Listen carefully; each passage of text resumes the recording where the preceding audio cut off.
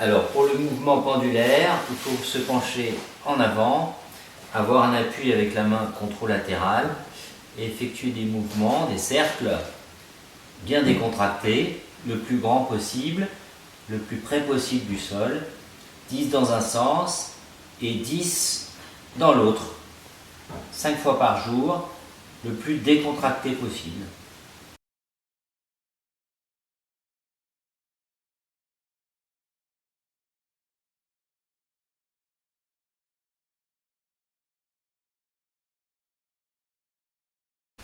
Donc le travail main jointe, on croise les doigts et la main contralatérale tire vers l'avant et emmène le bras opéré vers le haut, le plus haut possible, progressivement. Et ensuite on freine la descente, on retient le bras avec la main contralatérale. Donc on tire vers l'avant et on lève progressivement le plus haut possible le bras. Attention à la descente. C'est la main contralatérale qui freine. Pour le travail des adducteurs, on prend un coussin que l'on presse contre le thorax. 10 mouvements en isométrique, 5 fois par jour. Donc pour travailler les abaisseurs, en isométrique, on appuie sur la main contralatérale avec l'épaule lésée. Donc 10 mouvements, 5 fois par jour.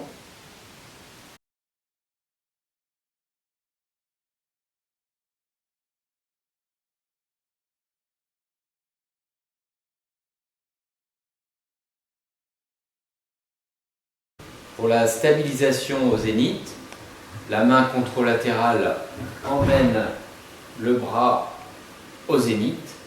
Le bras est stabilisé et ensuite on travaille en excentrique en freinant la descente du bras.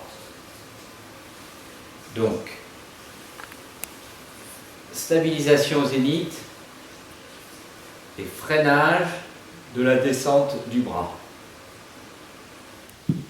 Bon, pour le mouvement de l'araignée, on s'aide des doigts pour grimper petit à petit sur le mur le plus haut possible et le frottement de l'avant-bras freine la descente. Voilà le mouvement dit de l'araignée qui permet d'aller très très haut et on freine la descente. Pour le travail du serratus majeur, on effectue les pompes contre le mur, 10 mouvements, 5 fois par jour.